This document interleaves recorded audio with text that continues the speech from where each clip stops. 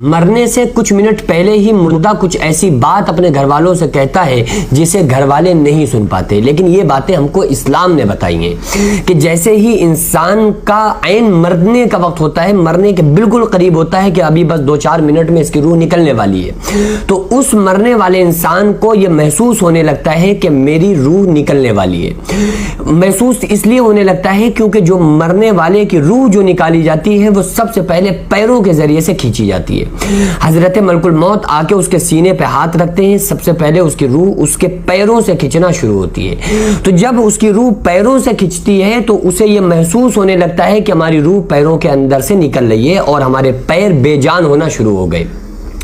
تو اس کو یہ محسوس ہونے لگتا ہے کہ روح نکل رہی ہے۔ اب وہ کچھ کہنا چاہ رہا ہے گھر والوں سے، لیکن اس کی زبان کو بند کر دیا گیا، زبان پر تالا لگ گیا، اب اس کی زبان اس کے کنٹرول سے باہر ہو گئی۔ اب وہ کچھ کہنا چاہ رہا ہے، دیکھ رہا ہے، آنکھوں کے اندر ایسا آپ نے دیکھا ہوگا کہ مرنے سے کچھ لمحات پہلے مرنے والے کی آنکھوں میں آنسو ہوتے ہیں، وہ اسی وجہ سے ہوتے ہیں کہ وہ کچھ کہنا چاہتا ہے، کچھ بتانا چاہتا ہے، لیکن اس کی بات کو ہم نہیں سن سکتے کیونکہ وہ کچھ کہنا چاہتا تو ہے، کوشش تو کرتا ہے، لیکن اس کی زبان اس کے کنٹرول سے باہر ہو چکی ہوتی ہے اور وہ کچھ بھی کہنے سے قاصر رہتا ہے۔ آخر وہ کہتا کیا ہے، آخر وہ کہنا چاہتا کیا ہے؟ جب اس کی روح پیروں سے نکلتی ہے اور اگر وہ گناہگار بندہ ہوتا ہے، بے نمازی فاسق فاجر ہوتا ہے، تو رب کی طرف سے حکم ہوتا ہے کہ اے فرشتوں اس کی روح کو اس کے پیروں سے کھینچ کر گھٹنوں میں روک دو اور مزید تکلیف کا سبب بناؤ۔ پھر اس کی روح کو کمر میں روک کر زیادہ تکلیف کا سبب بنایا جاتا ہے، پھر اس کی روح کو سینے میں روک دیا جاتا ہے۔ آقا علیہ السلام نے فرمایا کہ اس مرنے سے 2-3 منٹ پہلے جو مردہ محسوس کرتا ہے وہ یہ محسوس کرتا ہے کہ اس کے سینے کے اندر ایک پیس ڈالنے والی چکی سی چل رہی ہوتی ہے۔ وہ مردے کو، اس مرنے والے شخص کو ایسی خطرناک شدت کی پیاس لگتی ہے کہ آقا علیہ السلام نے فرمایا کہ اگر اس کو سمندر پلا دو تو بھی اس کی پیاس نہیں بجھتی۔ اس کو ایسا پسینہ اندر سے آ رہا ہوتا کہ ساری زندگی میں اس کو ایسا پسینہ نہیں آیا ہوتا ہے۔ اس کا منو کے حساب سے انسان کی باڈی کے اندر خون ہوتا ہے، ایک لمحے میں اس کا خون خشک ہو جاتا ہے، جیسے بجلی کا کرنٹ لگنے سے ایک دم خون پر اثر پڑتا ہے۔ یہ تو موت کا جھٹکا ہے، یہ تو موت کا کرنٹ ہے۔ اس کے بعد آقا علیہ السلام نے فرمایا کہ گناہگار بندے کی روح کو اس کے دماغ میں روک دیا جاتا ہے۔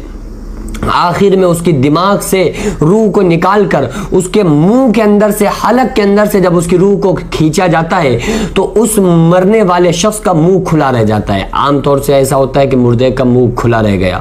کیونکہ وہ منہ کے ذریعے سے ہی اس کی روح کو کھینچا جاتا ہے۔ ایسا بھی آپ نے دیکھا ہوگا کہ اس کی آنکھیں کھلی رہ جاتی ہیں۔ کیوں کھلی رہتی ہیں؟ کیونکہ وہ مرنے والا شخص اپنی روح کو نکلتا ہوا اپنی آنکھوں سے دیکھتا ہے، اور مرنے سے پہلے وہ جو باتیں کہتا ہے، وہ جو کہنے کی کوشش کرتا ہے، وہ یہی کہنے کی کوشش کرتا ہے کہ یہ جو ہم پر بیت رہی ہے، ہم پر گزر رہی ہے، یہ ایسی سختی ہے کہ اگر تم سارے لوگوں پر ڈال دی جائے تم سارے کے سارے لوگ ہلاک ہو جاؤ گے۔ اگر نیک بندہ ہوتا ہے، وہ مرنے والا انسان نیک ہوتا ہے، تو وہ آقا علیہ السلام کی حدیث کا جو مفہوم ہے کہ وہ نیک بندہ ہوتا ہے تو کہنے کی کوشش کرتا ہے کہ لوگوں کل نفس ذائقۃ الموت، ہر انسان کو موت کا ذائقہ چکھنا ہے۔ دیکھو میں نے دنیا میں دل نہیں لگایا تو اس کے بعد یہ مجھے جو موت کا ذائقہ چکھنا پڑ رہا ہے تو مجھے اس سے تکلیف ہو رہی ہے، تو لہٰذا تم اپنے اچھے اعمال کر لو، اچھے کام کرو، تاکہ یہ سختیاں اور یہ پریشانیاں جو برے بندوں کو ہوتی ہیں یہ تم کو نہ ہو۔ اور برا بندہ ہوتا ہے تو وہ اپنے ہی بارے میں بتانے کی کوشش کرتا ہے، اپنے گھر والوں سے، عزیز و اقربا سے، بچوں کو،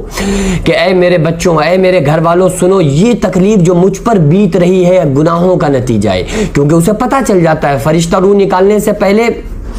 اس کو آگاہ کر دیتا ہے کہ تم نے اللہ اور اس کے رسول صلی اللہ علیہ وسلم کی نافرمانی کر کے زندگی گزاری تھی، اس لیے تم کو شدید تکلیف دینے کا میرا ارادہ ہے اور تمہیں خطرناک تکلیف ہوگی۔ روح کو روکا جاتا ہے اس کے جسم میں اور اس سے بتایا جاتا ہے کہ تمہارے تکلیفوں، یہ جو تکلیفیں ہیں یہ تمہارے گناہوں کا نتیجہ ہے۔ تو اس لیے وہ کہنے کی کوشش کرتا ہے کہ جس دلدل میں پھنسا ہوں، اے میرے گھر والوں ایسے کام تم مت کرنا۔ لیکن افسوس کہ اس مرنے والے شخص کی بات کو وہ ہم اور آپ نہیں سن سکتے۔ قرآن مقدس میں اللہ تعالیٰ نے فرمایا فلولا اذا بلغت الحلقوم، دیکھو اس کی روح اس کے حلق میں آ گئی، وانتم حینئذ تنظرون، اور مرنے والے سے تم سے بھی زیادہ اس کے قریب ہوتے ہیں لیکن تمہیں نظر ولکن لا تبصرون، تمہیں نظر نہیں آتے۔ تو اللہ تبارک و تعالیٰ نے فرمایا کہ اب یہ وہ وقت ہے کہ اذا جاء اجلها لا يستأخرون ساعة ولا يستقدمون، یہ وہ موت ہے کہ جس میں ایک ذرہ نہ دیری ہو سکتی ہے نہ ایک ذرہ جلدی ہو سکتی ہے۔ الہم ارجل یمشون بها ام لهم ایدی یبطشون بها ام لهم اعین یبصرون بها ام لهم آذان یسمعون بها، آج ہاتھ موجود ہے اٹھا نہیں سکتا، پیر موجود ہیں ہلا نہیں سکتا، زبان موجود ہے بول نہیں سکتا، کان موجود ہے سنائی نہیں دے رہا ہے، سنوائی ختم ہو گئی۔ یہ ساری چیزیں کیوں ہوئی؟ رب کے قرآن نے للکار کے آواز دی کل نفس ذائقۃ الموت، اے انسانوں ہر انسان کو ہر نفس کو موت کا ذائقہ چکھنا ہے۔ تو پھر ہم اس زندگی کے خاطر جو زندگی ہماری ختم ہونے والی ہے اپنے اللہ کو ناراض کیوں کریں؟ ہم اللہ کو بھلا کر زندگی کیوں بسر کریں؟ وہی گھر والے جن کے خاطر ہم جھوٹ بول کر مکاری کر کے فریب کر کے ان کے پیٹ بھرتے ہیں اور اللہ کو ناراض کرتے ہیں، وہی گھر والے جا کر ہمیں اندھیری قبر کے اندر ڈال کے چلے آئیں گے اور ان کو کبھی توفیق بھی نہ ہوگی کہ ہماری قبر پہ آ جائیں، پھر قیامت تک ہمیں اس خطرناک قبر کے اندر رہنا ہے۔ تو مرنے سے پہلے انسان کو موت کی تیاری کرنا چاہیے۔ سمجھدار انسان وہی ہے جو مرنے سے پہلے موت کی تیاری کر لے۔ اللہ رب العالمین سے دعا ہے اللہ تعالیٰ ہم تمام لوگوں کو ایک بنائے، نیک بنائے، آخرت کی قبر کی تیاری کرنے کی توفیق عطا فرمائے۔ ہم علینا البلاغ۔ السلام علیکم ورحمۃ اللہ